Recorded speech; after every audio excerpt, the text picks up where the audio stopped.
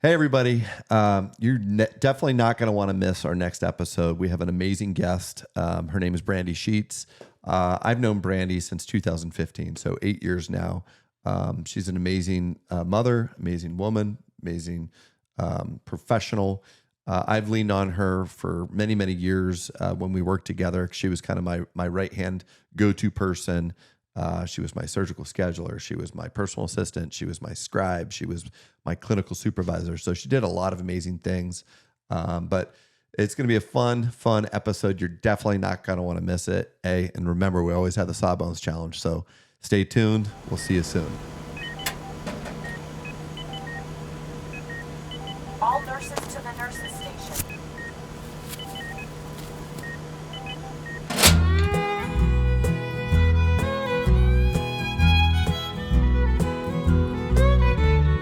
All us country people are real close family. Lately, some of my kinfolk don't get around too good, you see. When that doctor asked them, son, how'd you get in this condition? They says, hey, Sawbones, I'm just carrying on an old family tradition. Wanna know, Doc, why do you think I got some pain in my joints from years of playing hard in this life that's too short? When that doctor asked me, son, how'd you get in this condition? I says, hey, Sawbones, I'm just carrying on an old family tradition.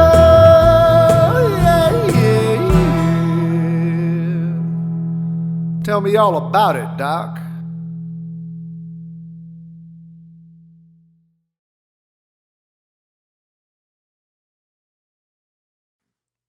Hey, everybody. Welcome to Hey Sawbones, my story, my passion, the podcast where we talk about everything that kind of looks at myself and what kind of makes me tick, both personally and professionally.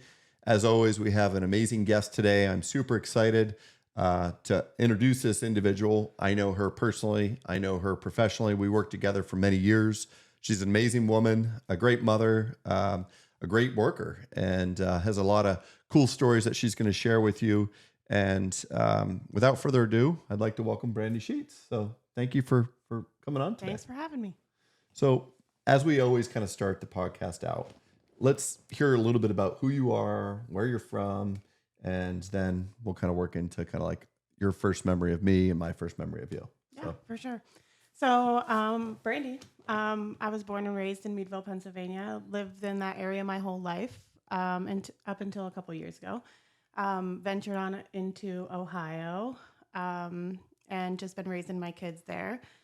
I studied at West Liberty State College, got my bachelor's degree in business. I actually just finished because I don't know if you ever knew that, but I never finished my bachelor's. I was like 2 I don't think you had that on your original CV, huh? Yeah, I was 2 credits shy of doing that. So even though I probably didn't need to do it at this point, like personally, I felt like Good for you. fulfilled, so did that. But yeah. So, I mean, where'd you go to high school? Conneaut Valley. That's what I was going to say. Yeah. Yeah. And you graduated what time frame? 2001. Okay. Then did you go directly to undergrad at that point? Yep, I went directly to undergrad at that point. Wasn't really sure what I wanted to do at that point. I think a lot of us are in that boat, but I started as like a physical therapy major, and I did a lot more hanging out than I did going to class the first couple of years.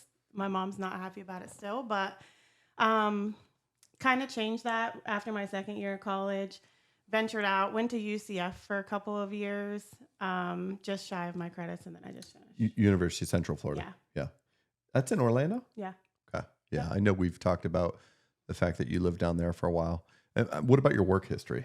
My work history. So whenever I moved to Orlando, I started working for JP Morgan Chase, and I started out just like in a call center environment. So I started just like answering phones for their credit card services. And I was able to kind of move my way up there. And when I left JP Morgan Chase, I think I was there about 5 years.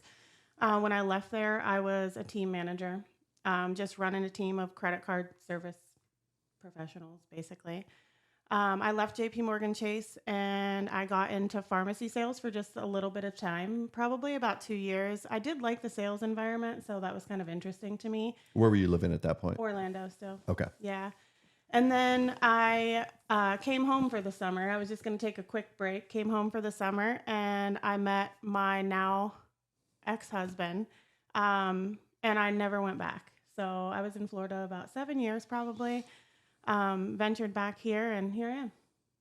And then when you got back here, where did, give me some time frame, like what years was that? So that I think I made came it back here in maybe 2011. Yeah, it's about 2011. And I got married in 2013. Whenever I got married, I quickly got pregnant. So I had Sophia, my daughter. She's 10 now. I had her in 2013. She's 10. Yeah, she's 10. Time flies. I know. So in 2013, my then husband's job took us to California. He was working for the railroad, so I stayed out in LA for a couple of years. And in 2015, I came back and I thought, well, I think it's time. You know, this isn't California anymore, and nobody here is a stay-at-home mom, so completely different lifestyle.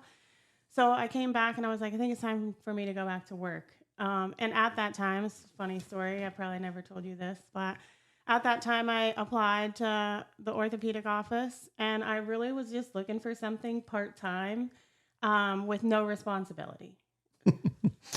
So I applied, and they're So like, this is 2015? This is 2015. Okay. I applied, and they're like, well, we have a full-time job because we have this new surgeon coming. And I was like, well, okay, I guess. You know, I'm not good at saying no sometimes. So I was like, okay, cool. I'll just go back to work full-time. So adjusted my life, went back to work full-time, and then it was kind of a whirlwind from there. Yeah, I mean, so from late 2015, that's when Karen and I moved back. Yeah. It was October. I started working in November, and I was introduced to you as, this is my first memory of you, as, you know, my new surgical scheduler. Mm-hmm. And I mean, you were there kind of like my right-hand person up until what was it, 2021? 2021, yeah. Yeah. So, I mean, we went through a lot together. Yeah. We were at Orthopedic Associates in Meadville. I always joke when I'm like office number 1, office number 2, office number Right. 3, or office number 4 Yeah. in a short period of time. So 2015, we were only there for maybe 3 months at the Yeah. old Arch Street Yes. location. Oh, yeah, I forgot about that place. Yeah. And you were like in this little back Yeah, so that's my first memory of you is hallway. whenever you showed up. Well, first you showed up and we had a meeting, and it was like intimidating, right? Because we don't know who you are and we didn't know what you were all about. So we have this meeting, and one of the other doctors at the place came in like in his boxers to play his video game, and I was like super embarrassed. I was like, oh my gosh, he's gonna think that this place is just awful. And then my second memory of you is you're like, okay, so Brandy, where's your desk? And I was like, oh, come on, let me show you. And I was like tucked in a little cubby outside of a patient doorway. I don't even know if I'd call it a cubby, because it was like this little narrow extension of the hallway that Yeah. was maybe a third the width of the hallway. Right, yeah. I'm like, how do you even like fit in there? Yeah. And Right? then there was some cabinets like for DME behind me. So whenever people would play with like the foot models, like they would drop them in my hair and all kinds of things. It was really great. But then we moved up to Vernon Place Yep. at the top of the hill. And then when I kind of broke away and started Whole Health in 2018, we were still there for a year or so, Yeah, probably about which a was year. like a weird situation. It's like getting divorced, but still living in the same house. Yeah, it was very interesting. And then we moved across the street to Griffin Motors. Yep. And we were there for a little over a year while the new office was being built. Yeah, So the journey. lots of growth and challenges, but yeah, no, I thank you for everything, because I mean, honestly, you were that person that you wore a lot of hats. Like when I look back on it now, I'm embarrassed because of all the responsibilities that I gave you, because there's no way that any human being should or could really sustain that. But I think one of the things was it's like you just never said no. It was Exactly. like, yeah, can you do this? Can you do this? So you were kind of my scheduler, kind of like my personal assistant. You were my marketing person. You were the clinical supervisor. What else? Sometimes I got you an oil change. Yeah, that's kind of personal So assistant funny. type stuff. I'd say don't be embarrassed. So back then, well, I still don't say no, so that hasn't changed. But honestly, like, you know how I am. I like the hustle and bustle. Yeah. I'm probably not going to say no. I don't know what I would do if I had one job. I still don't have one job. Still Yeah. wear a So lot what do of you do hats. now? So after I left Whole Health, which was 2021, I chose to go to Starbucks as a store manager. So still at Starbucks as a store manager. Done a lot of things in the last year and a half, I guess it's been. So I've had the opportunity to dual store manage. So I've managed more than one store. I'm a store manager trainer. I'm about to open a brand new store, which I've taken on. I didn't know that they gave you that kind of opportunity, but kind of taken on that whole store opening by myself. They said to me, Where's that one at? Geneva, Ohio. Okay. So they said to me, one of the things is, I'm kind of a control freak. Come by that honestly. But they said to me, I said, hey, I want to hire my whole team. Like, I want to personally be able to do it. And they said, Brandy, you can't do that. And I said, watch.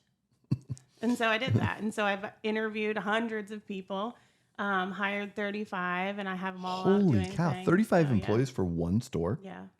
Wow. I mean, I always am amazed when you go into a Starbucks, like how many employees there are and how busy everybody is. Yeah. But I guess if there's 5 or 6 people that are maybe more than that are working at Yeah. any one shift, there's a lot of shifts. Yeah, there's a lot of shifts. So, and you guys open very early. And Yeah. what time do you guys typically close? Like 10. Okay. Yeah. People are buying coffee that late? Yeah, I know. I'm in bed at like 8:30, so coffee's not really on my radar at 10, but some people, yeah, for sure. All right. So speaking of beverages, Yeah. so at this point, I always kind of like do a beverage break. Yeah. Okay. So these are all pre-recorded, all of these episodes. So it's actually 4th of July. It's a little earlier than probably you or I would typically have an adult beverage, but that's kind of what we Yeah. do on this show. So I'm going to give you one of 2 options here. Okay. Boy. Oh, So- boy. We're going to get into the vault of beverages here. You just have them like stashed down there. So you can choose here. These are like option 1 of these 2. And if this podcast lasts a really long time, maybe we'll break into this, or we can just go with a standard, straightforward, big mouth Miller Lite. So 4th of July, you pick. 4th of July. I'm going with the blood orange seltzer. Okay. We're gonna start there. I could have swore the second option was going to be some sort of mixed drink, so I got scared. All right. Well, here you go. Cooler? No, it's not, but I put them in here before you got down here. So I'm drinking the Truly watermelon lemonade.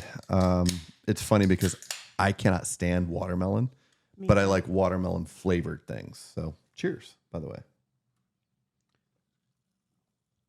So good.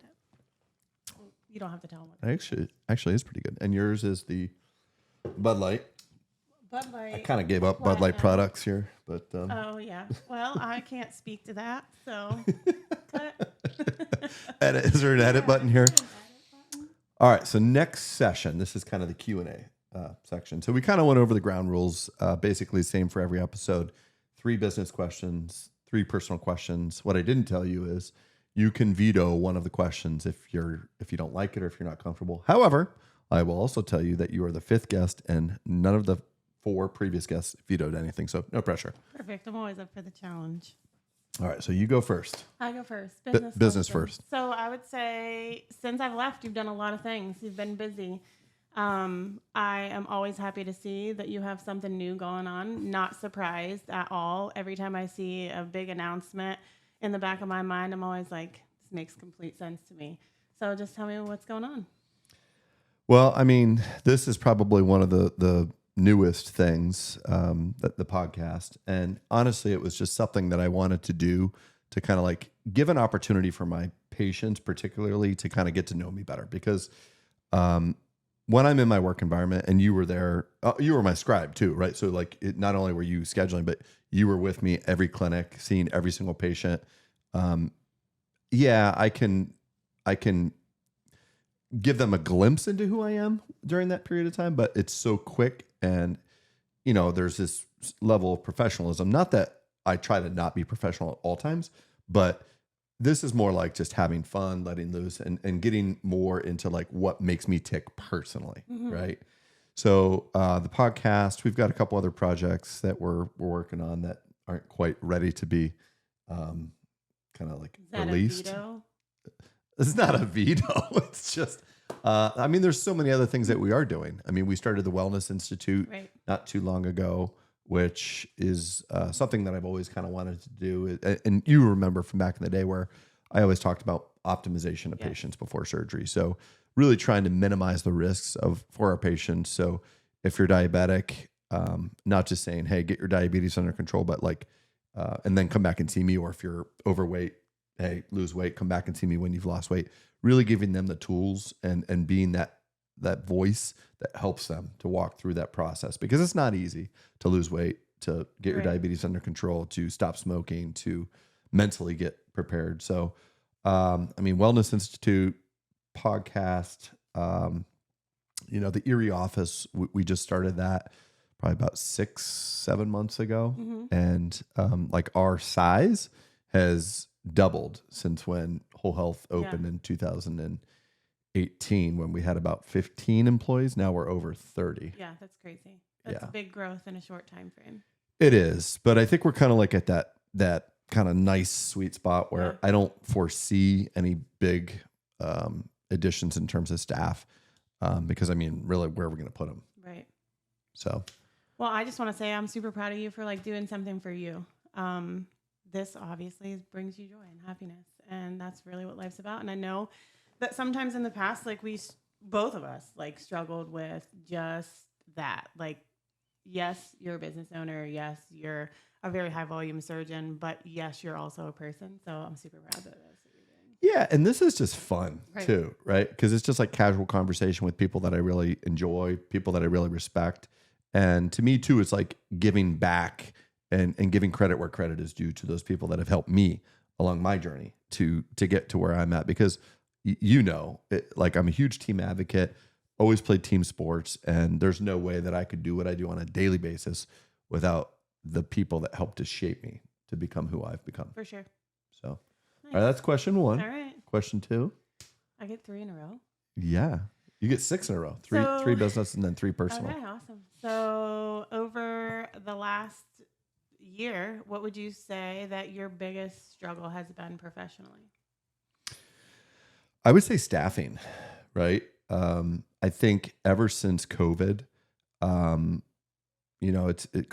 did a number, not only physically to people, but I think mentally and emotionally. And I don't think we're ever going back to where we were. And I do think that some of the changes are very positive. I'm always that like glass half full guy, but I will say as a business owner, it has made things exceptionally challenging with, just your expectations from people that have zero experience. Like previously, they would have been, I'm not going to give dollar amounts, but here, right? Starting salary. And then now the expectations are like $4 or $5 more after we just got crushed as a small business through a pandemic.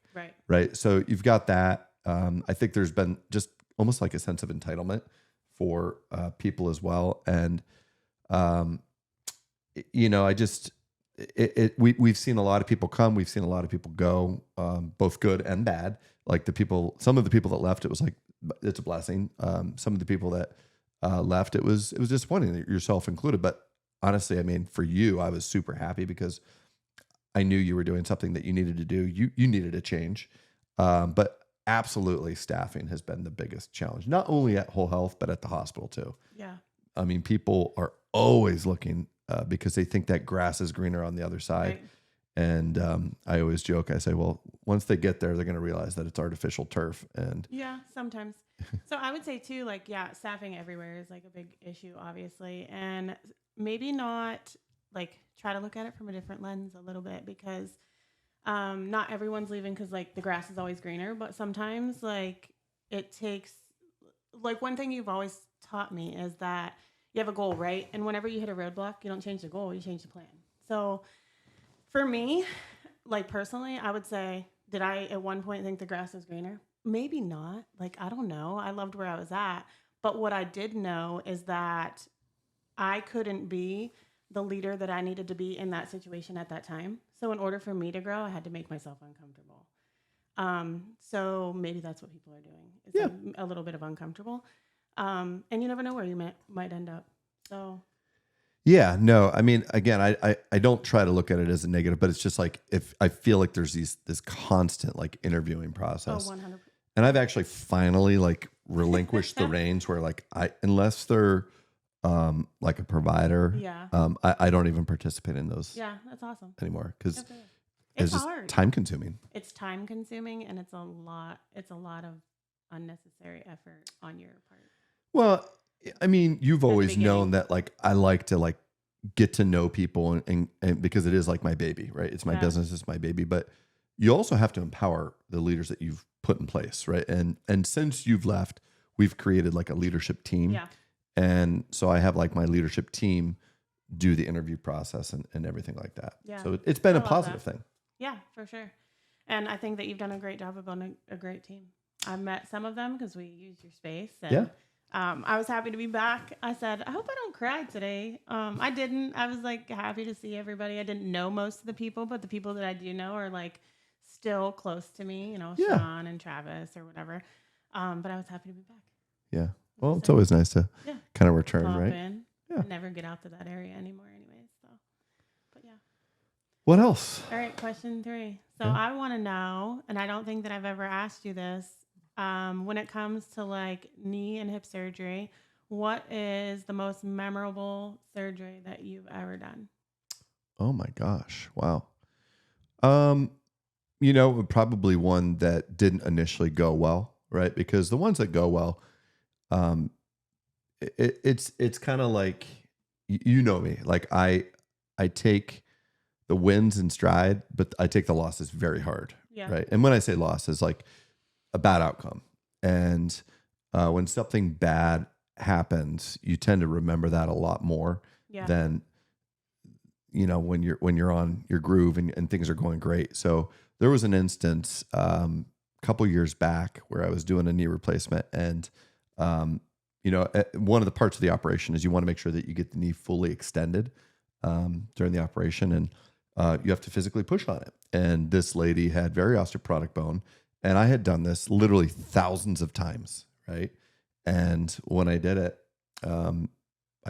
I heard like the bones cracking, Mm-hmm. and her entire end of her femur or her thigh bone shattered into about 30 pieces during the operation. And the one thing that I think is really critically important, and they don't really teach you this in residency or your fellowship, and I think it's just like athletics, right? You see certain people, whether it's a Tom Brady or a Tiger Woods or a Michael Jordan, like people that I look up to, like the best at what they do, they're pretty darn composed, right? They're super competitive, but like if something bad happens, they don't fold, they don't panic, they don't give up, they don't quit. So for me, it was just like, all right, even though I'd never been in that particular situation, what do I do? And it was just like training.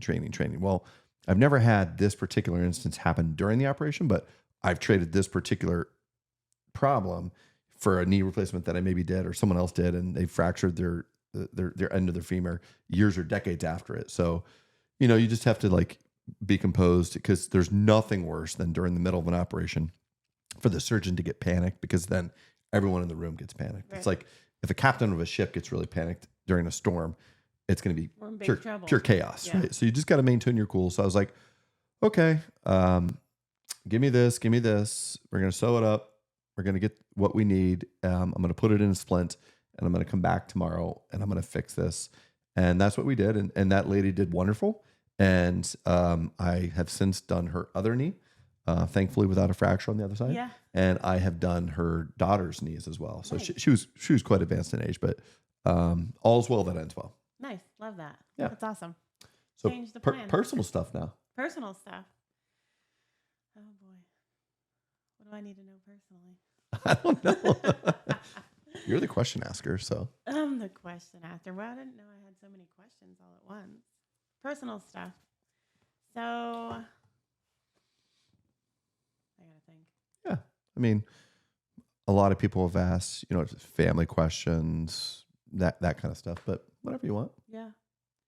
So family questions. I mean, we've kind of kept in touch here and there, not super, not everyday conversation or whatever, but I would say that like I've always looked up to like your wife, you and your wife. I mean, you guys are like family to me. So tell me where you guys are at. Like, how are you guys doing together? How are you managing this crazy life of 3 kids that I know all too well? And how's that working for you? Yeah. So I think you were aware that Karen is like back to work now. Did you know that? Yeah, I saw her first day of school picture on Y- there. Yeah. So, since Anthony was born, she has been a stay-at-home mom. And, I hate to ever say like she didn't work, because that is a incredibly stressful, busy, Hardest job in the world. full-time job, right? I could never do it. But she did amazing with it for 12 years. And I was really excited when she decided to like get back out in the work field. And she started that with going, because she had to maintain like her continuing education type stuff. Like for me, it's continuing medical education. Right. So she started taking a class at Mercer's and she like loved it. And I was just like envisioning like that adult student when I was at Mercer. I was like, oh gosh, I can't stand those adult students. Like they take things way too seriously. They suck up to the teachers. Yeah, that's what we're good at these days. Yeah. And she was like, oh, the teacher loves me. I'm like, yeah, you're that adult student. Yeah. She's like, no one asks questions. I'm like, you're the one that talks all the time during class, aren't you? And she's like, well, I have to be interactive. But she's done great. She just started maybe within the past 6 weeks, which is what she loves. She's working with children with, cognitive impairment, particularly like autism, which is kind of like what she got her master's in. Yeah. And her caseload's sweet spot would be about 3 students per, I don't know how long, if it's a year long or however long they need it, but several hours per week per student. Nice. And it's amazing what she said to me is like, dealing with your kids is one thing, but when you're dealing with someone else's kids, you can be a lot more patient and interactive. But no, I'm proud of her, super proud of her, because that took a lot of courage for being out of the workforce for like 12 years to get back into it. And quite honestly, I think it's good for both of us. I was golfing last night with a good friend of mine, Dr. Hutzel. And I mentioned that Karen was back to work, and he's like, I think it's really important for, couples as kids are getting older, like to have both of the people, like not necessarily contributing, but working. He goes, otherwise you can start to develop levels of resentment and things like that, which can be unhealthy for a relationship. And I'll be brutally honest. Like when I would come home and I would be like, hey, I'd ask her to do like a favor for me. Like, hey, did you, get me the tickets for my conference that are coming up? She's like, oh no, I haven't done that yet. Or did you get the quote for the guy to come for the power washing outside the back patio? Oh no, I didn't do that yet. And I would get frustrated with that. But myself, when I have a full plate, I tend to be much more productive. And I think that's kind of her too, because she's very, very regimented. Yeah. Like her schedule, her day planner, monthly planner is just filled out. Yeah. I think Dr. Hutzel's onto something too, because it just gives you like a sense of purpose. Mm-hmm. And she's very good. I know that I've talked to Karen and she encourages me to talk to her when it comes to my own children. Just like, hey, Brandy, remember, like if you ever need to talk about it, because an outside perspective is sometimes helpful, and it surely is. And I think that, she probably was ready to go back. She probably was ready for that sense of purpose. And, For sure. I mean, being a full-time stay-at-home mom, but not only that, like being a full-time stay-at-home wife to you can be a lot. I'm sure. I'm positive of that. So she's probably excited to like be her own person. So I'm super proud of her for that too. Yeah, and I can't remember which guest it was. I think it was actually Justin Johnson when he's like, I don't know your wife well. He's like explaining it. I was like, listen, it would take, or it definitely does take a very, very special person to like be compatible with me. Like my best friend Jared, he could probably be married to like 80% of the people in the world and could have a very, very happy marriage. And he has an amazing wife, Jill. But for me, like the compatibility, it's maybe like 2 or 3%. 100%. Yes. Right. Because I run at such a high level and I'm very intense, and she gets that side of me, but she also helps to balance that out. Yeah, for sure. Yeah. So. She's the calm. Yes, sometimes too calm. I'm just like, come on, let's go. Like we had our personal trainer here this morning. We started doing that earlier this year, and it's been a great thing. Like we do it together. That's awesome. She skipped today though, Karen. and Kyle and I were up there. I'm like, is Karen coming? And she's always 15 minutes late to every session. Isn't it at home? It's home. Oh. Yeah, so there's no reason, but I don't but know. love her to death. So you take the good, you take the bad. I give her an A for effort. Yeah. She would give herself an A too. She's like, you just got to give yourself some grace every once in a while. I'm like, yeah, you give yourself grace like every day. Yeah. Well, that's okay. Yeah. She deserves it. Exactly. I think she put in work. No, for sure. Because she was dealing with the boys this morning. Yeah, exactly. Nice. So how are mom and dad? That's what I want to know about. Your mom and dad are amazing people. I think they're the reason that you are who you are. I see a lot of you and your dad, and I have gotten to know them over the last 8-10 years or whatever it's been. Just amazing people. So what are they up to? I see you guys are doing some traveling, and they're getting to enjoy life, and you're taking them on your journey. So how's that? Yeah. So I mean, they're doing very well. Obviously, just like all of us are getting older. They're physically slowing down, but mentally still 100% there. We were just there 2 days ago. We had a nice family picnic, and then we were there a couple of weeks ago for Father's Day. So my family's pretty close, right? Like my 3 older sisters, all of their significant others, their children. So I love going back there. You know how they say there's nothing like going home, and love being here in my own house, my own bed. But man, when I go there, I can just completely, I'm not Dr. Molly, right? I can just be who I am. Yeah. But they're doing very well. Yeah, we've done some traveling. They'd never been out of the country. Yeah, that's amazing. Karen and I were able to take them to Italy for 2 weeks this past October, which for those of you that may or may not know, my father is 100% Italian. So my grandfather, his father, immigrated over here when he was only 19 years old from the Tuscany region. And we were able to get back. We were able to see where my grandfather grew up. We stepped inside the house. That's no one's living there anymore, in the top of a mountain. It's just like abandoned. He was a shepherd. Yeah, it's abandoned. Like that particular village, there's like 0 permanent residents now. There's a very small village right next to it. I think there's 17 permanent residents. Now, some of them, there's like vacation homes. Yeah. But it's literally the top of a mountain. It takes you almost a half hour to get up there, and there's no stores. There's no restaurants up there. Nothing. They're stone homes. It's gorgeous. It's beautiful, but it's so remote. But it was just a powerful experience for them. We got to see my great grandfather's like burial area. It wasn't a tombstone. It was like a mausoleum above ground where they actually have photos of it. And so that was like a very powerful experience for my dad, for myself, for my boys to just kind of experience that all together. Nice. I love that. Yeah. Awesome. Got one more. Was that question 3? I think it was 2. It was 2. You want it to be 3? No, I just want to know. So I know that you've been coaching a whole bunch of youth sports. So I want to know what that experience is like for you, because I know that sometimes you can be really intense. So I just want to hear how that goes for you and the boys. And I'm sure the boys appreciate, their dad coaching. And sometimes they may not. But yeah. So yeah, I mean, that's been one of those things, because you being a parent too, you hear this all the time. Like, it goes so fast. Like, cherish these years, cherish this time. And that's one thing that I've always done with the boys. Like, as busy as I am professionally, I've always tried to take time for the boys.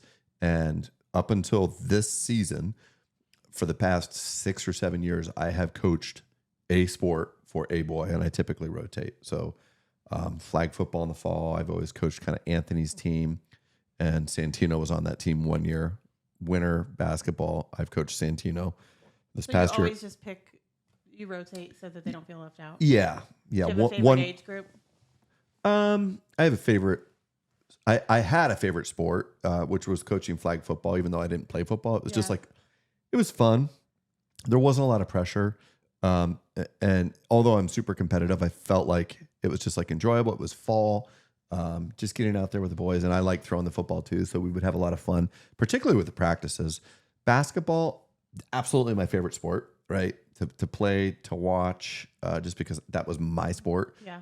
Probably the most challenging though, because it was my sport. And it's very difficult for me to take that intensity out. And it definitely showed, this past year I coached Santino on 2 different teams. And it's a challenge to coach your kids. And then Luke, I've coached for the past several years baseball. And that little kid is going to be a stud baseball player. I'm telling you right now. Really? He's got the body, the stance, the swagger, and got it all. So the real question is am I retired or are you retired? Well, are you retired in coaching? Yeah, maybe. We'll see. Maybe not. It's time to be a dad and just go and observe. So is Santino going to be a better ball player than his dad? Basketball, he's just got it. Like he's a little passive. Like he's a really good shooter. Yeah. We had a 3-point competition the other night with myself and one of my buddies and Santino, and he beat us all. Nice. Yeah, and he was shooting from the same distance that we were. Yeah. And I mean, it wasn't even really close. And my buddy that was playing with us could have played college basketball too. Nice. But Tino's a little timid. But yeah, he'll probably beat grow. me. He'll beat me. Yeah. Someday. Nice. Love that. Yeah. So you want to role reversal now? Sure. Some professional questions. Right. So I've always been just very impressed with your ability to multitask. And again, not necessarily your ability to not say no, but like you could manage a lot of things at one time. Whereas like, I'm like that guy that can do really well at one thing, but I can't like talk while I'm doing it because I get distracted. I think that's a guy girl thing, but like, where do you think you got that from? And was that something that your parents instilled in you? Did you learn that over time, or what? Where did you get that kind of superpower? Probably a little superpower, if that's what you want to call it. I would say a little bit of both. So my mom's super hard worker. You've met my mom. She was always kind of that role model. Like there was 4 of us, and my mom always worked and managed a household and managed her marriage and really did all those sorts of things. They were like old school parents. I'm sure your parents were the same way, where my dad didn't do cooking, cleaning. If he watched the kids, it was called babysitting, like just that old school mentality. So my mom really was like the rock of our family. So a lot of that comes from her, but I also think a lot of it is like learned. I will say, like, when I started working for you, it was small steps that got to be like a big project, right? So it wasn't like I just started to work with you and I wore 100 hats. It's that I started to work with you and I would do something, they always say, like, if you do your job well, you get 100 jobs. Well, that's true. But it's true in no matter what career path you take. So I would say, like, small things were added on, like, well, you can do this, and now we can add this on. So then I would wear 2 hats. And then I'm also a control freak and I can't say no. So then when there would be something else, you would be like, well, Brandy, who's the best person for it? And I'd be like, well, me. So that's my problem. You knew that was a loaded question too, right? I knew the answer. Yeah. I just needed to hear you say it. But I couldn't, like, I still can't let things go. Like, I'm still that person. I don't know. It's just like, I like to have 100 things going on at once. My life is like that. It's like controlled chaos. You say you're not good at managing multiple things, but you are. So I think I learned a lot of that from you. I think that you gave me a lot of grace when it came to a lot of those things, and really allowed me to like figure things out and gave me the opportunity to be able to manage those things. But I think from both, definitely from like my mom's work ethic, seeing that, and then just from like on, hands-on experience. I guess when I was saying, like, for me personally, like, I always have a lot of projects going on at once, but I can only do one thing at one time, right? So like when I'm doing surgery, that is probably the easiest example. Like, I generally don't talk when I'm doing surgery. Like, I'm laser focused in on what I'm doing, and people will ask questions and I'm like, what did you say? Cause it's like game day, right? You're just like, this is where all of my attention is going. And I almost feel like I can't even understand what they're asking, and I have to like look at them and take a pause from what I'm doing. So people like you always kind of got that about me too, where you were like, all right, he's kind of in his zone. Like I'm just gonna let him do his thing while he's doing that. Yeah, for And sure. then when I flip that switch off, like, okay, I'm done with surgery, then I could focus on project 2 or this or that. Yeah, I definitely remember a time where I used to shoo off all the drug reps in the office whenever you first came to Meadville, and I would try to shoo these guys off, and they're like, well, we're just going to catch him in surgery. And I'm like, yeah, that's probably a really bad idea. I said, when he's in there, he's like Tiger Woods wearing red on a Sunday. I'm like, you better just like steer clear. Yeah, not the time to do it, Yeah. right? I don't know if there is a time to do it, but Probably never. yeah, that's what you're for. Or Right. what's what you were for. Yeah, for sure. Okay, so you have done a lot of different jobs. I mean, you were saying you were working for Chase Morgan, Yep. right? You worked, with Whole Health. You are now at Starbucks. Like those are very different things. Yeah. All very different things. What would you say is like what's the common denominator with those things, those jobs, and what is your favorite aspect of any/all of those particular jobs? Well, I definitely say the common denominator is leadership. So yes, they're all like very different. That was one of the things I struggled with when I left Whole Health is I was like, how am I going to go from, well, first of all, I loved it there. So like I was passionate about it. I loved working for you. I loved the family aspect, but it was time to grow. And I asked myself, I would say probably for at least like maybe, I don't know how long it's been, a year and a half, probably 6 months at least. I was like, what am I doing? Like, how can I go from like managing like the clinical portion of a medical practice to managing coffee, right? But to me, I kind of like had to step back, humble myself a little bit, and just realize what the purpose was. So it is the leadership aspect. Like when I left Whole Health, could I have been, I wasn't the right leader for the business. So it's hard. Like that's a hard pill to swallow sometimes, right? Mm-hmm. But again, like change the plan, right? If I'm ever gonna be the best leader for a business, and maybe it's yours, maybe it's someone else's, whoever knows, whatever, where life takes you, then you have to like put yourself in that uncomfortable position to grow. So whenever I went to Starbucks, and that was my purpose. Like I knew that I needed to grow as a leader. What that looked like, I had no idea. I was like, I have no idea. Like, what am I going to do? Drink caramel macchiatos all day and sling drinks? It really like humbled me, but Starbucks really super grateful for the opportunity. It allowed me to see leadership from a different perspective. So medical practice management can be a little rigid, right? Because whenever things go wrong there, people get hurt. Whenever something goes wrong at Starbucks, people get like, they get mad. So it's completely different. So people would always other store managers would always ask me, and they still ask me, are you stressed out? And I'm like, no, not at all, because it's different for me.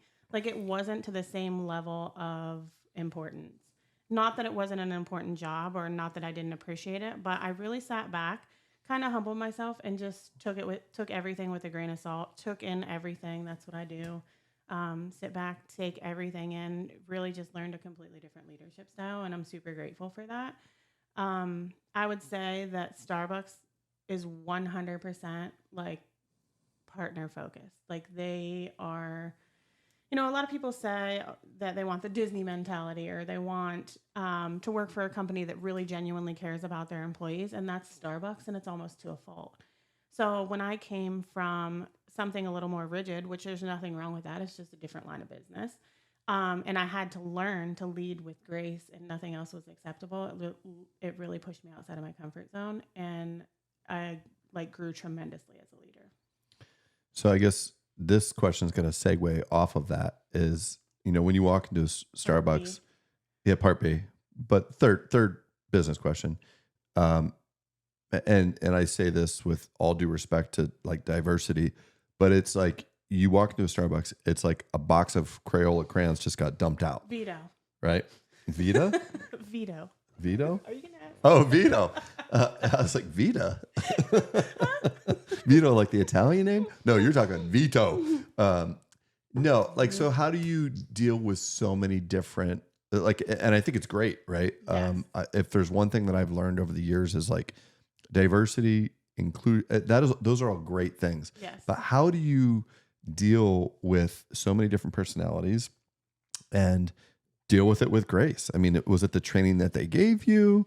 Were you reading self-help books? Were you like leadership books? Like, how did you get there? All of the things. So that, and I know that because I reach out to you sometimes if I need like advice or whatever that looks like. But we don't come from a very diverse world where Correct. we're from, right? So we don't get those things. And we still wouldn't get those things if we went back to that today. And even though it's only 30 minutes down the road, it's completely different atmosphere. It's a different culture.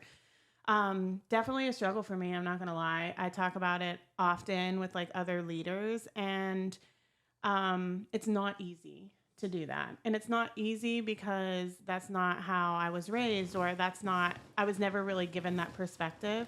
But again, just like really have to put yourself in the right mindset and think about why they chose to be whatever they chose to be, or whoever they are. Starbucks is probably the most diverse place that I've ever worked, hands down.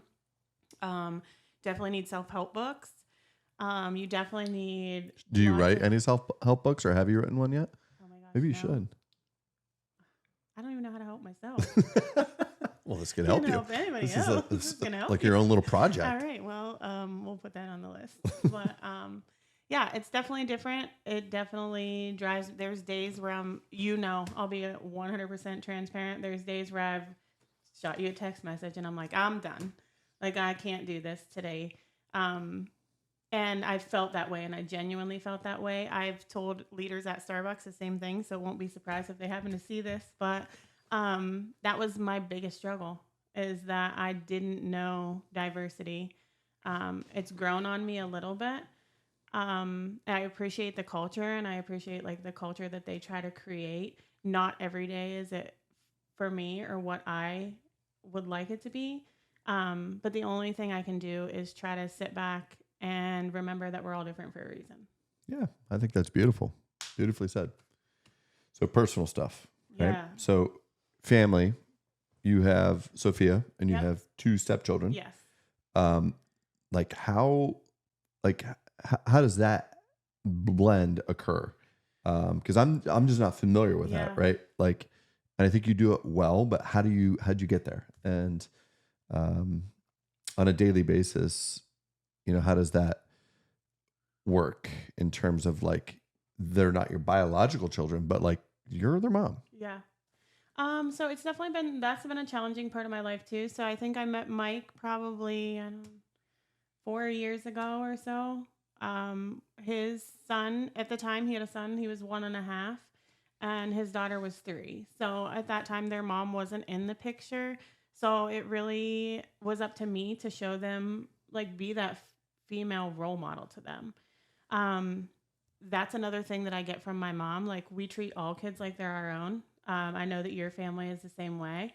But it's been a challenge, right? Because I raised them, and they're good little humans. Love them to death. A few years ago, their mom did come back into the picture. So for me personally, like, a challenge, because like I raised them, right? But they're not biologically mine, and they are biologically hers. And I feel like their mom should have a fair chance to be in their life. Absolutely. So I was all for that. You know that I'm super stubborn, right? No, not at all. So I can be super stubborn, but I try to put all things aside and just like be the bigger person. I've heard that from many people that I look up to in my life. So I really tried to do that and just make the best life that we can for the kids, because that's what it's all about. There are still bumps. Our life is crazy chaos. I'm coaching a couple of soccer teams. I don't rotate because I'm not like smart enough, and I can't say no. Like, we've talked about that several times. So I coach all 3 teams at I once. thought you meant rotate, like you don't sub any kids in or out. Sometimes. I'm not the Gotta favorite. win. Yeah, you gotta win. But It's not whether or not you have fun. That's the moral of this story. You gotta win. Yeah, it's not. Winning's fun. Losing, We're all right? not winners. Not everybody Second gets place a is the trophy first on my team. loser. Yeah, mine either. Sorry, again, not raised that way. But I'm coaching soccer. We're soccer 5 nights a week.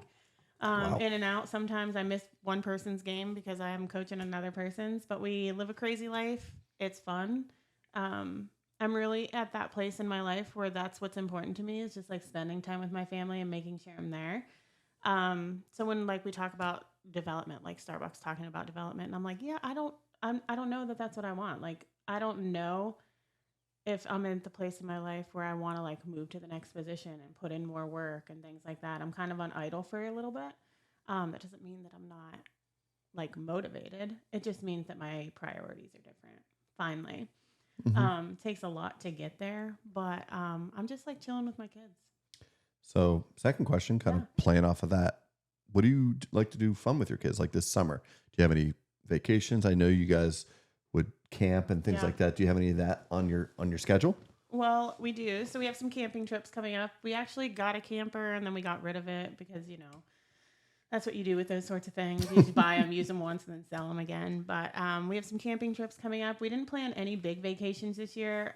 Mike actually bought a business, so we've been doing that. So when we talk about adding things to your plate, Mike knows how to work, and he's a worker, but he doesn't know how to run a business. So then that's kind of on me, right? So we really this summer just wanted to focus on like the kids, like spending time together. We put a new pool in. We're going to, today after this, we're going to go and we're just going to float all day and hang out and enjoy each other's company. All the kids started riding dirt bikes and 4-wheelers. So we've been doing that. Super, super cool. Nobody's crashed yet except for me. So you're riding them too? Well, I had to once. Yeah, that's awesome. Yeah. Don't get hurt. Got a lot Don't of people. wear Crocs. Yeah. Is that what? Yeah. So it's embarrassing. Yeah. Tell it. I mean. So we were riding bikes with the kids, and the littlest guy, he's 5 now, he got a new dirt bike, like this badass dirt bike for his birthday. Well, his dirt bike doesn't have training wheels, and he doesn't know that you have to like stay on the gas. He thinks that you have to rev it up because he likes the noise it makes better than he likes to ride. So Mike rides out on this dirt bike and he's like, here, and he hands it to me and I'm like, what do you want me to do with that? And he's like, well, just ride around the yard, Brandy, so that he knows that he has to like follow you. And I was like, okay, cool. So I had Crocs on. I'm riding around the yard and I was like, all right, this is fun. Like everything was fine. I didn't die or anything. And then I stopped for a quick second and I parked by these cinder blocks. And when I went to go, I got my Crocs stuck on the foot peg. And at the same time, when I stood up to try to get it off, I also hit the throttle. And I just drove up onto the house and got some bruised up skins. And the little But no broken bones or anything like that. The littlest guy just looks at me and he's like, what happened? And I was like, I don't know, but that's what not to do. Yeah. You're always teaching, right? Whether it's what to do or what not to do. Exactly. All right. Third, final question. Again, we've known each other since 2015. Yep. What is your favorite like memory that we've shared together? Boy. Remember, there's kids watching out there. I know. There's so many. Parents, patients. There's a lot. There's so many. Is there one just like funny favorite? Well, did we get in trouble or not? Did we get in trouble? Oh my goodness. A funny memory. Oh, she's taking a drink. This must be an interesting one. I know Can it be about a patient?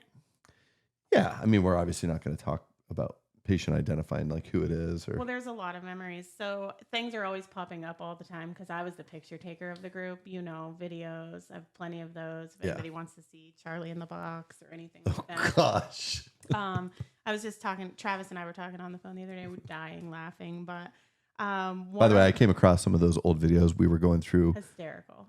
Like my old videos with the boys. And it was cool. Sorry to interrupt you, but like just the boys when they were young, like apple bobbing with Tino, and he kept putting his, and he's like, I need a towel, right? But there was the claymation thing that I did. Oh my gosh. I came across that. I was like, wow. When we had the big snowstorm and you get snowed in. Yeah, you're bored. You're like, what am I going to do? But keep going with your story. That's so funny. So one of the funniest things I was just talking this through, is whenever you see a lot of patients in a day, right? Yeah. 50 or whatever. And it's usually like, you don't even have to have any words. You just go do your thing.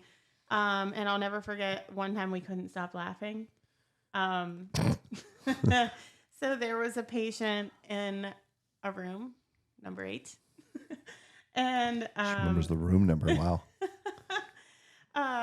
whenever you were doing the exam, you may or may not have pushed the leg just a little bit outside of their comfort zone. And he made an awful sound. And immediately It you sounded lost your something like shit. this. Ah! Right? It was like that. spot on like that. And immediately you start laughing to the point where you can't stop laughing. So I'm like standing there and I'm laughing. Not because I was, No. it was funny because I heard him. Because I don't. Well, I'm you're like, going to tell him why, what you thought, yeah. right? So not because you hurt him, because it didn't hurt him. It was uncomfortable. Yeah. So then you are sitting there dying laughing. I have no idea what to do, but I'm laughing too. We're both crying. And start acting like you're working on my computer, which you probably didn't even know how to work. So I'm not sure exactly what you were doing. Because I didn't want to face the You patient, had your I think. back to the patient. The poor patient's still laying there. I could not help him at the time because I was laughing. And then you finally think that you got your shit together after like 5 minutes. And I'll never forget, you kicked back to your rolly chair, went against the wall, and you kicked your knee up, and you lost it. Again, dying laughing. And you looked straight at me and you said, "What are you laughing at? What's so funny?" And I was like, "Me? Like, I'm constantly taking the blame for these things." So it turns out you thought, I don't know what you're talking about. I totally remember that patient. And there was a scene in a movie, a 1980s movie, Revenge of the Nerds. Yeah. Yeah. And there was a scene with character Poindexter at one of the parties. And we'll just say, without watch getting too graphic, he made that noise, that sound. And that's all I could think about when I heard it, because it was literally spot on. yeah. When that patient did that. And I couldn't obviously say that while we were in the room together, but like that, I just was envisioning that the whole time. So the next time the patient came in, you said, "Brandy, I don't think that we should probably go in together." And I said, "Okay." And you're like, "Well, just forget it. Just come on." And so we went in there and that patient said, "You guys are so professional." Yeah, I do remember that. And we were like, "Oh my gosh, thanks so much. Aren't we funny?" At least we're funny sometimes, but I it's kinda- great memories. When you brought that up, I was like, I wonder if she's going there with the memories. There's been a lot of those though. Yeah, I get stuff that pops up all the time. Tons of good memories. Just a lot of things. There's so many.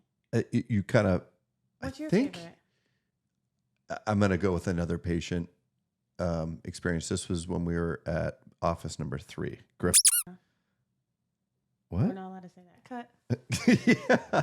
No, I'm not saying any patient names or anything, but there was a woman, and she was not healthy, and she was going to have a hip or knee. I can't remember the specifics of that, but she was on oxygen, and was making it sound as though she thought she was super healthy.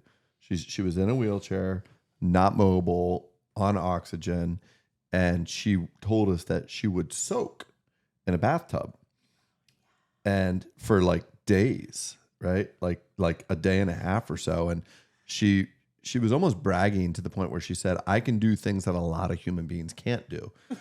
And there was something along the lines of like, I can eat raw chicken or chicken that's been sitting out for days. Yes. And she's like, I can do that. She's like, Yes. and she smoked. I was like, you got to stop smoking. We got to lose some weight. And again, I'm trying to encourage her, trying to get her healthier. Just because I knew something bad was going to happen. And she's kind of talking about how she'll lay in a bathtub for days on end and just like drink the bath water and eat raw chicken. And that doesn't affect her. Like she's almost like she has superhuman Yeah, strength. she did. So She definitely did. thankfully we didn't do an operation on her, because I just don't think it would have went well. But Yeah, you can't soak. all right. So next, we're at the 7th inning Sawbones shoe stretch. So like a lot of my friends and viewers, Oh, boy. I have a thing with shoes, particularly sneakers, particularly Jordan sneakers. So it's kind of one of those big things that I just enjoy collecting. So I'm seeing some of those Hey Dudes. So tell me about your shoes and what you like Tell me about about your shoes. So Yeah. today I came here and I thought for sure that I wasn't going to have to be on camera because you know how much that I don't like that. You've done so great. I thought maybe podcasts, we would just talk about things and people would listen to us. But here I am with Hey Dudes on. I wear Hey Dudes almost every day whenever I'm not at work because What do you have to wear at work? um, Like sneakers? sneakers. Yeah. Yeah, sneakers. And I don't like sneakers. You do. But I wear Hey Dudes every day when I'm not at work. Hey Dudes or flip flops. And they're just super comfortable. And These are kind of cool. Like, they're what's the cute. pattern on there? I don't know, cheetah or something? Cheetah? Yeah. How many pairs of Hey Dudes do you How have? many pairs of Hey Dudes do you have? Me? Yeah. Oh, just one. Just one? And You I don't like rarely wear them. I probably have like 10 or something. Oh, wow. But You rotate them? No. I just wear one pair and then if I feel like Once they're kind of like worn out, you go to the next, or? I don't know. I just do what I want. Yeah. Well, How many pairs of Jordans do you have? ooh, we're over 30 now. So why did you get into these Jordans? Well, I mean, number one, Yeah. love Michael Jordan. Right. Always been a huge Jordan fan. Yeah. And I've always been a shoe fan. I was never able to afford Jordans when I was a kid Yeah. growing up. Didn't get my first pair until I was probably in medical school. And I got them at Dick's and I got a great deal on them. And that particular pair now is like the most valuable pair that I actually have in my collection. My So boys, you still have them? I have them. They're over there. The boys looked them up. They're worth over $4,000, Are and they're you- my least favorite pair. I never wear them. Will you let the boys wear your shoes when they can fit them? They love my shoe collection. Yeah. Like they'll clean them. I'll give them some money to clean them. Luca in particular, he knows every single pair of Jordans. So today he actually picked this pair out. So I came out ready for my podcast, had this hat on, and he goes, "Oh yeah, I know what pair of shoes you need to wear today." I was like, "You go pick them out for me." So these are the Air Jordan 1 Lows Bordeaux for the French wine. And as you can see, they're wine colored. Yep. And he's like, "You got to color coordinate," which I always like Yeah. to do. But yeah, I mean, they're super comfortable. And it's just like my little fun, I always joke, I say there's worse things that I could spend my money on. And 100%. like, I don't collect classic cars or this or that. Like, I like shoes. Yeah. Nothing wrong with that. Yeah. So the next thing is actually really fun. So she's looking at the I'm little looking at cheat that sheet here, but cheat sheet. we've got the Sawbones Challenge, which you don't know what it is yet, but it'll I be feel like fun. I'm gonna fail. Well, I'll just say out of the 4 guests so far, no one has. Is this gonna be a quiz about you? Nope. Oh, Nope. darn. You'll find out what it is, but you could be the first. No one has. Everyone's completed the Sawbones Challenge, but no one's won the Sawbones Challenge yet. Okay. So you could be the first. Sounds like a plan. So stay tuned. We're going to the Sawbones Challenge next. Ladies and gentlemen, welcome to the main event. Yeah, that's why I don't do that. Hopefully that was recording because it's 4-2 right now. Good guy.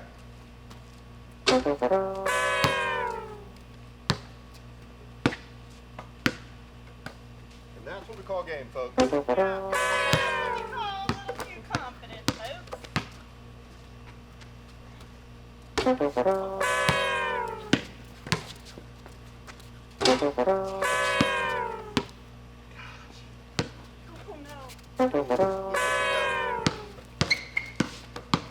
I'm sweating. Thank God. 5-2. 5-2. Cheated. Okay, so we're back here after the Sawbones Challenge. We're going to do our kind of closing questions wrap up. I always just like to ask our guests. Well, first and foremost, I want to thank you for taking the time out of your busy schedule. I know it's 4th of July. You're going to be doing a lot of fun stuff with your family here in the next couple hours. But where do you see yourself in 5 years, 10 years, both personally and professionally? Well, that's a good question. So I'm so much of a planner, but I don't know that I've had my life planned that far out. So quite honestly, I don't even know if I can answer. I have, over the past couple years, tried to not be such a planner and just kind of live in the moment. So that's what I'm doing for now. So I don't know. Do you see yourself living in this area, though? Oh yeah, I'm probably not going to go anywhere, at least until like all my kids are graduated. Yeah. I think it's super important, like stability and all those things. You can't really go anywhere if you have kids. But maybe after that, like I do like to travel. I've lived a lot of places. Here, Florida, Washington, D.C., California, all those things. Some cool places. Yeah, some really cool places. So I have had a lot of opportunity when it comes to like living in different areas. And I don't know.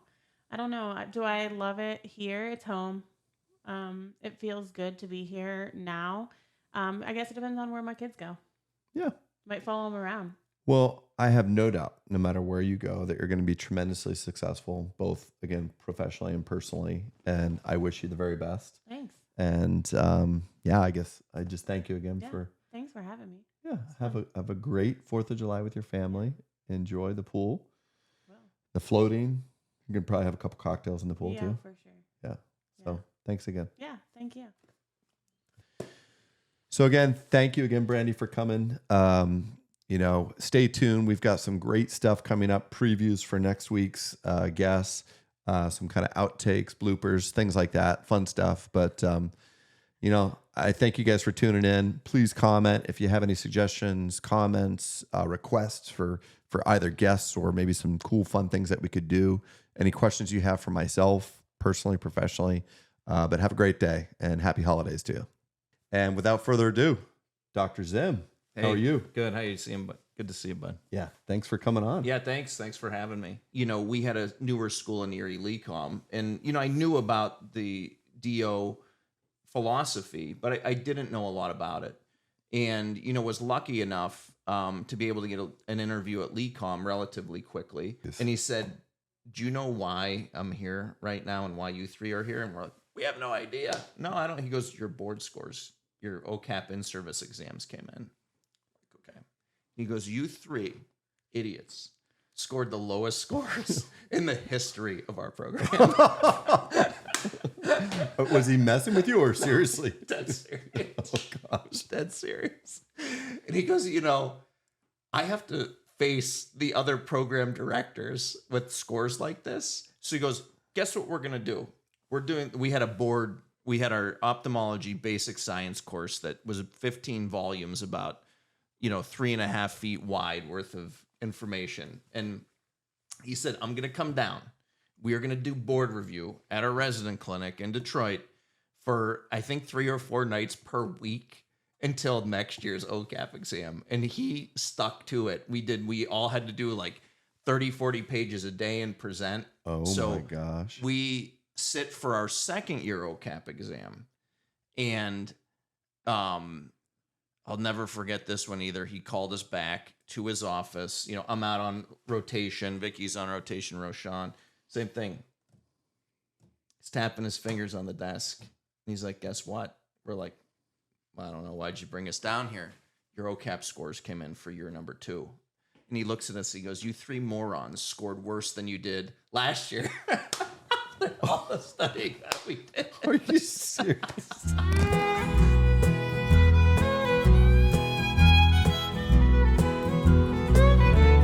Well, I have loved some fishing in the outdoors where I'm free. It's where I spent my time before I hurt my hip and my knee. When that doctor asked me, "Son, how'd you get in this condition?" I says, "They soft bones, I'm just carrying on an old family tradition." I wanna know, Doc, why do you think I got this pain in my joints from years of playing hard in this life that's too short? When that doctor asked me, "Son, how'd you get in this condition?" I says, "Hey, soft bones, I'm just carrying on an old family tradition." Yeah, yeah, yeah. Tell me all about it, Doc.